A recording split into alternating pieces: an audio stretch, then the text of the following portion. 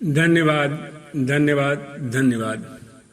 Good morning दोस्तों, हम लोग सत्यनारायण व्रत कथा का श्रवण कर रहे हैं।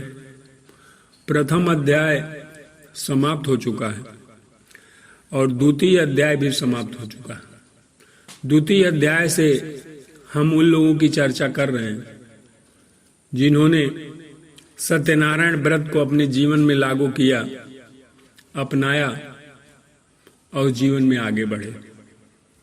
तो आपके सामने प्रस्तुत है तृतीय अध्याय। दोस्तों, सूत जी ने ऋषिगण से कहा कि आगे की कथा ध्यानपूर्वक सुनिए। प्राचीन काल में उल्कामुख नाम का एक बुद्धिमान राजा था। वह सत्यव्रती था और सत्यव्रत के प्रचारार्थ सार्वजनिक आयोजन किया करता था। तो दोस्तों, जो उल्कामुख राजा थे वो सत्यव्रती थे। सत्यव्रती का मतलब दयालु थे और बहादुर थे, ईमानदार थे, करुणा से, प्रेम से भरपूर थे। वे अपनी प्रजाजन का पालन अपने पुत्र के समान करते थे। उनके कष्ट को अपना कष्ट समझते थे। इस तरह से वो जनता को पर हमेशा अपना प्यार लुटाते रहते थे। जनता पर कभी अनावश्यक टैक्स या और चीज नहीं लगाते थे और जब भी जनता उनकी कष्ट में रहती तो उसका सहयोग करते थे। इस हिसाब से उनका बहुत आदर और सम्मान था और जनता भी सत्यव्रती रहे, सच्चरित्र रहे, इसलिए वो सत्यव्रत का आयोजन किया करते थे। इस तरह का आयोजन किया करते थे कि जिनके माध्यम से जनता को एक सीख दी जा सके कि किस तरह से अगर हम सही रास्ते पर चलते हैं तो हमारा जीवन उत्तरोत्तर विकास की तरफ अग्रसर होता है और हम खुशहाल जीवन जीते थे। उल्कामुख जनता की शिक्षा की, जनता के स्वास्थ्य की और जनता के खान पान की व्यवस्था पर पूरा ध्यान देते थे। जितना वो जन सामान्य से टैक्स के रूप में या और चीज के रूप में लेते थे, उससे ज्यादा कहीं वो जनता को डिलीवर करते थे। और इस तरह की बातें करने के लिए वो अपने प्रजाजन को भी और दूसरे लोगों को भी प्रेरित करते थे। इसी तरह से एक आयोजन उन्होंने भद्रशिला नदी के तट पर किया और इस आयोजन में एक साधु नामक व्यापारी भी सम्मिलित हुआ और जब उसने ये सब चीज देखा तो वो बहुत प्रभावित हुआ और राजा से मिल करके सत्यव्रत के बारे में विशेष जानकारी मांगी। राजा बोले कि व्यापारी वैश्य समाज का बहुत ही महत्वपूर्ण अंग है। वह वैसे अपने धर्म का पालन करते हुए आवश्यकता अनुसार शुद्ध वस्तुओं का उत्पादन करना और उनका उचित मूल्य लेकर वितरण करना, ये वैश्य का काम है। और यदि ऐसा वह करता है तो अपने जीवन को खुशहाल बनाने के साथ साथ दूसरों के जीवन को भी वह आगे बढ़ाता है, खुशहाल बढ़ाता है। उत्पादन का अर्थ ये है कि कम उपयोगी चीज को अधिक उपयोगी बना देना। और दुकानों में वितरण जो होता है, एक बीज से अनेक होते हैं। सामान्य धातु के कीमती उपकरण बनाना भी उत्पादन है। लोगों में उत्पादन की क्षमता होने से समृद्धि बढ़ती है। गाय जब घास खाती है तो दूध देती है। उससे उत्पादन की क्षमता होने से वह उपयोगी और पूजनीय मानी जाती है। बीज स्वयं को गलाकर अनेक दानों में बदल देता है और धरती माता जो है अपने अंदर बीज को गलाकर फिर कितनी ही चीजों में बदल देती है। शरीर में पेट को वैश्य की संज्ञा दी गई है।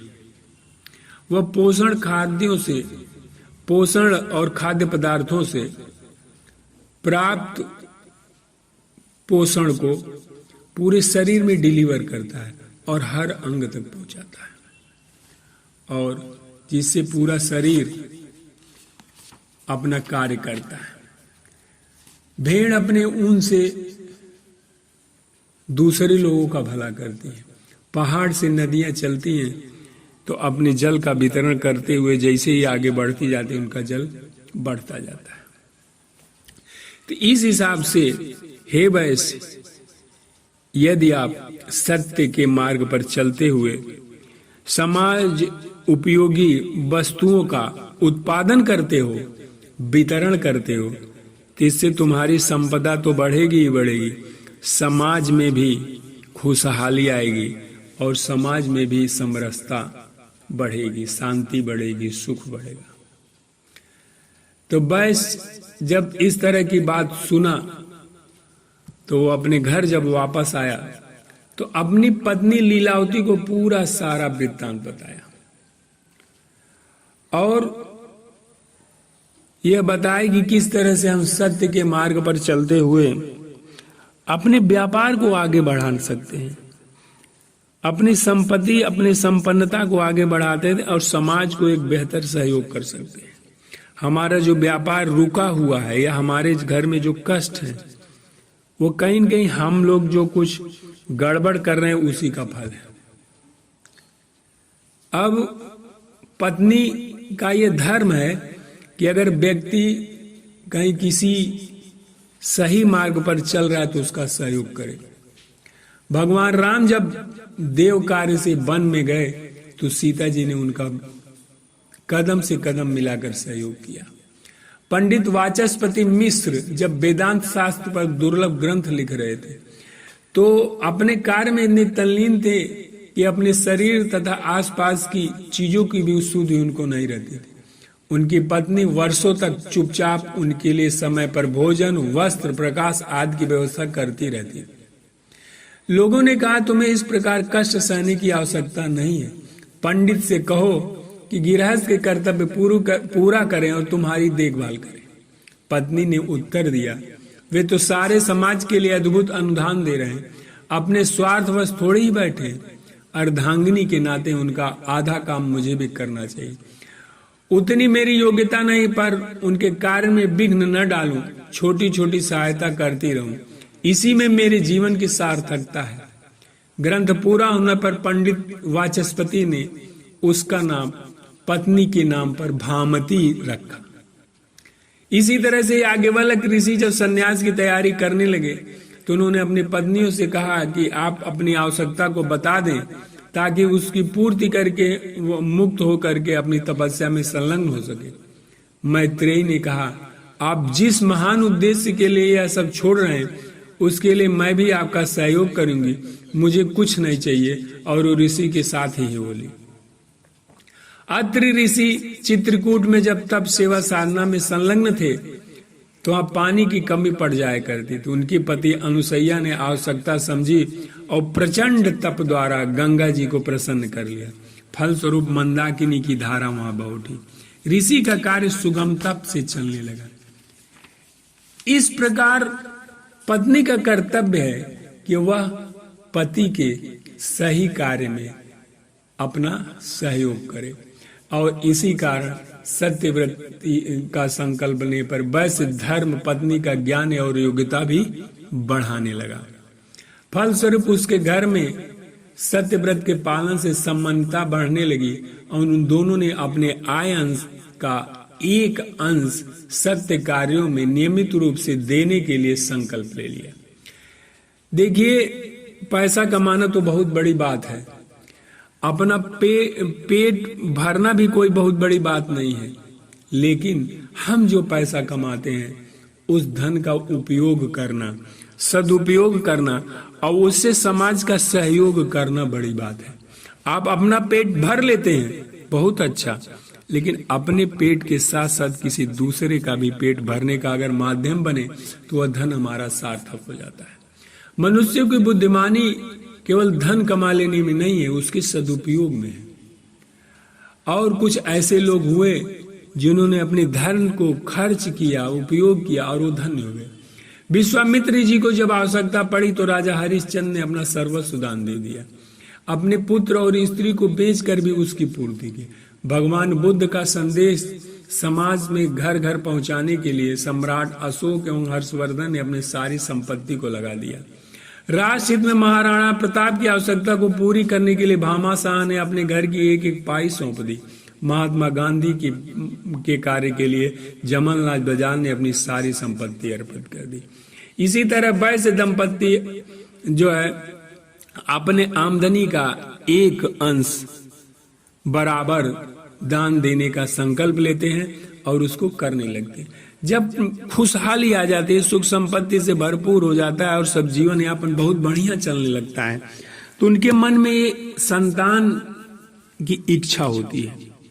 और जब संतान की इच्छा होती है तो उनको एक निर्देश मिलता है, स्वप्न में स्वप्न आता है कि आप पुत्र की अपेक्षा पुत्री की कामना करें, क्योंकि कन्या सौभाग्य और आदर का प्रतीक है। दोस्तों, आज समाज में उल्टी गंगा बह रही है। पुत्री के जगह पर लोग पुत्र की कामना करते हैं, लेकिन अगर सही पूछिए तो पुत्री जो है पुत्र से ज्यादा मतलब भाग्यशाली होती है और सौभाग्यदायी होती है। अगर पुत्र श्रेष्ठ बनता है तो केवल आप एक आदमी श्रेष्ठ बन रहा है, लेकिन अगर पुत्री श्रेष्ठ बनती है तो अपने मायके में, अपने ससुराल में, हर जगह वह माहौल को सही करती है, श्रेष्ठ करती है, सौभाग्य, दोनों तरफ सौभाग्य की वर्षा कराती है। इस हिसाब से जो है पुत्री का होना श्रेष्ठ है। और शास्त्रों में कहा गया है कि 10 पुत्र समा कन्या यस्या, यानी 10 पुत्रों के समान एक कन्या होती है। सावित्री राजा अश्वपति की इकलौती कन्या थी और उसने सांसारिक वैभव संपन्न नहीं, गुण एवं चरित्र संपन्न युवक सत्यवान से विवाह किया तथा अपने चरित्र बल से यमराज को भी नतमस्तक करके पति को छुड़ा लिया। पिता का भी नाम अमर किया और ससुराल का भी नाम। सीता से मिलने जब चित्रकूट में जनक जी गए थे तब सीता जी को तपसी वेश में देखकर गदगद हो गए और खुश होकर के अनायास ही बोले, बेटी तूने दोनों कुल का नाम ऊंचा कर दिया, पुत्र एक ही कुल का नाम ऊंचा कर पाता है। सो कन्या से भूलवश च्यवन ऋषि की आंखें फूट गई।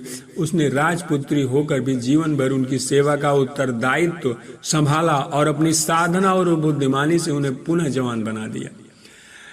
तो इस हिसाब से जब वैश्य दंपत्ति को ये स्वप्न में विदित हुआ कि आप पुत्र की अपेक्षा पुत्री की कामना करें, तो उनकी पुत्री पैदा हुई और पुत्री धीरे धीरे उसका समुचित वातावरण में पालन होने लगा। और जब वह विवाह योग्य हो गई तो एक कुलीन युवक से उसकी शादी संपन्न हो गई। और जब शादी संपन्न हो गई तो अब ससुर और दामाद दोनों जो है अब चल देते हैं कहाँ पे, व्यापार करने। और व्यापार करने में मतलब कि वो अब धीरे धीरे इतनी पूंजी बढ़ जाती है कि जिसका कोई हद नहीं, बहुत होता है, बढ़ जाता है संपत्ति। लेकिन होता क्या है कि इन्होंने जो संकल्प लिया था कि हम अपने संपत्ति का एक अंश दान करेंगे, उसको ये भूल जाते हैं। और धीरे धीरे जो सत्य मार्ग पर चल रहे थे, सच्चाई, ईमानदारी और जिम्मेदारी, कर्तव्य निष्ठा, ये सब को भी वो भूल जाते थे। जबकि इनकी पत्नियां कलावती और कलावती की माँ ये सब बार बार उनको ध्यान दिलाती थी कि ये गलत हो रहा है, क्योंकि पत्नी का धर्म है कि सही मार्ग पर चलने के लिए हमेशा प्रेरित करते रहना। देखेंगे आप तो शास्त्रों में रावण बड़ा क्रोधी था, बहुत गलत था, उसका आतंक चारों तरफ था, लेकिन मंदोदरी हमेशा उसको अनुचित कदम उठाने से सावधान करती रहती थी, हमेशा आग्रह करती थी कि आप ऐसा मत करें। राजा यशवंत सिंह एक बार युद्ध से पीठ दिखाकर अपने साथियों को छोड़कर किले में संरक्षण के लिए पहुंच गए थे। रानी किले की सुरक्षा संभाल रही थी। उन्होंने राजा को पहचानने से इनकार कर दिया, दरवाजा नहीं खोला। कहा, मैं यशवंत सिंह को भली प्रकार जानती हूँ, वे अपने सहयोगियों को छोड़कर अकेले अपनी सुरक्षा के लिए कभी नहीं भाग सकते। राजा को अपने कर्तव्य का ध्यान आया और वे शत्रु को परास्त करके ही लौटे। तुलसीदास रत्नावली के मोह में अपनी प्रतिभा का ठीक उपयोग नहीं कर पा रहे थे, लेकिन रत्नावली ने उन्हें समझाया, पर जब नहीं माने तो चुभते हुए वाक्य कहे कि उनको मोह का नशा ही उतर गया, तब प्रतिभा को सही दिशा मिल पाई। तो नियम यह है कि गृहस्थ संबंधी उत्तरदायित्व का निर्वाह करते हुए व्यक्ति वानप्रस्थ जीवन में प्रवेश पड़े। लेकिन साधु वैसे पैसे के लोभ में इतना आगे बढ़ गया था कि वो वानप्रस्थ के समय में भी अपने जमाई को लेकर व्यापार के लिए निकल गया और सत्य धर्म को भी उसने छोड़ दिया। तो जब आप सच्चाई के रास्ते से हट जाएंगे तो उससे भगवान रुष्ट होता है। भगवान रुष्ट होने का मतलब क्या है कि तब विधि का विधान जो है आपके विपरीत काम करने लगता है, और जब आप कर्तव्य भुला देते हैं तो और गलत कार्य करने लगते हैं तो आपकी बुद्धि भी भ्रष्ट हो जाती है, और जिसके कारण आप जो मुसीबत में पड़ते हैं। तो यही हुआ क्या कि वो रत्नसारपुर में जहां वो व्यापार करने के लिए गए थे, जब ये व्यापार गलत ढंग से करने लगे तो वहां पर वहां के कर्मचारियों ने और प्रजाजनों ने इनको बंदी बना लिया, और बंदी बनाने के कारण इनको राजा के सामने पेश किया गया। और जब राजा के सामने पेश किया गया तो इनके मन में ये भावना आई कि हाँ, हमने गलत किया, और इस गलती का ही परिणाम हुआ। तो इससे क्या हुआ कि राजा से उन्होंने प्रार्थना किया कि ये प्रभु, हमसे गलती हो गई है और हम इसका प्रायश्चित करना चाहते हैं, उसको सुधारना चाहते हैं। और जब राजा चंद्रकेतु से वैश्य ने अपनी गलती की क्षमा मांगी तो चंद्रकेतु जो है बहुत ही सही राजा थे, वह जो है इनको क्षमा कर देते हैं और इनसे कहते हैं कि जो आपने गलत तरीके से हमारे राज्य का धन कमाया है उसको आप छोड़ दीजिए और अपनी मूल संपत्ति ले से फिर आप व्यापार प्रारंभ कर सकते हैं सही रास्ते से। वैश्य ने राजा के कथनानुसार पुनः सत्यव्रती बन करके अपना व्यापार किया और फिर विपुल धन अर्जित कर लिया। और उधर कलावती और लीलावती, उन्होंने भी जो विलासिता का जीवन जी रहे थे, धन संपदा आने के बाद उसको छोड़ करके भगवान सत्यनारायण के बताए हुए रास्ते पर, सत्यव्रत के रास्ते पर पुनः चलना शुरू कर दिया। हुआ क्या था कि इधर ये लोग धन कमा रहे थे अनीति से, और इधर ये माँ बेटियां क्या कर रही थी, विलासिता का जीवन जीने लगी थी, अकर्मण्यता का जीवन जीने लगी थी। जिसका कारण क्या था कि उनके घर में जो नौकर चाकर थे सब गलत तरह के काम करते थे, सामान को इधर उधर बर्बाद कर देते थे और लेके चले भी जाते थे। तो जब ये अकर्मण्य हो गई थी तो इनको अपनी किसी चीज की सुध रहती नहीं थी, ये खाली विलासिता का जीवन जीनी रही थी। इससे क्या था कि इनकी धन संपत्ति भी समाप्त हो गई थी और ये भी दुख भोग रही थी। तो जब उधर वैश्य को दंड मिला तो वैश्य को दंड मिलने के साथ साथ इनका दिमाग भी खुला। इन लोगों ने यहाँ पर रास्ता सही किया और वैश्य ने वहां पर रास्ता किया, जिसका अर्थ हुआ कि ये मतलब कि फिर प्रचुर मात्रा में धन कमा के विपुल धन संपदा के मालिक बने। भगवान बुद्ध से एक नागरिक ने पूछा, भगवान आपके अनुयायियों में शारीरिक साज सज्जा की आकांक्षा क्यों नहीं उठती? तथागत बोले, हे श्रेष्ठ, जब अंतःकरण सजा लिया जाता है तो शरीर को सजावट निरर्थक लगने लगती है। शरीर पर तो निर्वाह मात्र के लिए जितना आवश्यक है उतना ही ध्यान देना चाहिए। रघुनाथ शास्त्री को राजा देव सिंह बहुत मानते थे, एक बार महारानी ने उनकी धर्मपत्नी को राजमहल बुलाया। वहां उन्हें कीमती आभूषण पहनाकर पालकी में बिठाकर भेजा। शास्त्री जी ने उन्हें देखकर कहारों से कहा, आप गलत जगह आ गए हैं, और द्वार बंद कर लिया। उनकी पत्नी वापस राजमहल गई और वहां से सादा धोती पहनकर पैदल ही घर लौटी। तो शास्त्री जी ने द्वार खोल दिया। कहा, देवी, हम आभूषण के आकर्षण में पड़ जाएंगे तो जन साधारण का क्या होगा। दोस्तों, ब्राह्मण एक तपस्वी का जीवन जीता था और वो लोगों को दिशा देता था। तो जब खुद ही भटक जाएगा तो कैसे लोगों को और समाज को दिशा दे। एक बार क्या हुआ, एक बहुत संपन्न बुढ़िया को यमदूत ले गए। उसे स्वर्ग का अधिकारी बनाया गया, पर उसने 1 वर्ष का समय यह कहकर मांगा कि मुझे अब बहुत कुछ करना है। 1 वर्ष तक शान शौकत से रही। समय पर यमदूत उसे पुनः ले गए, पर अब उसे स्वर्ग का अधिकारी नहीं माना गया। बताया गया कि उसने पिछली अवधि में सादगी से रहकर जो पुण्य कमाया था वह 1 वर्ष विलासिता पूर्ण जीवन के कारण समाप्त हो गया। सत्य साधक संपत्ति को ईश्वर की संपत्ति मानकर, धरोहर मानकर उसको विलासिता में नहीं गंवाते हैं, उसको समाज के लिए, देश के लिए, गरीबों के कल्याण के लिए सत्कर्म में लगाते हुए खर्च करते हैं। दोस्तों, यहाँ पर सत्यनारायण व्रत कथा का 3रा अध्याय पूर्ण हुआ। हरि ओम तत्सत। Thank you, thank you, thank you. आपको अच्छा लगा तो आप इसे और जगह शेयर करें और सब्सक्राइब करें। धन्यवाद, धन्यवाद, धन्यवाद।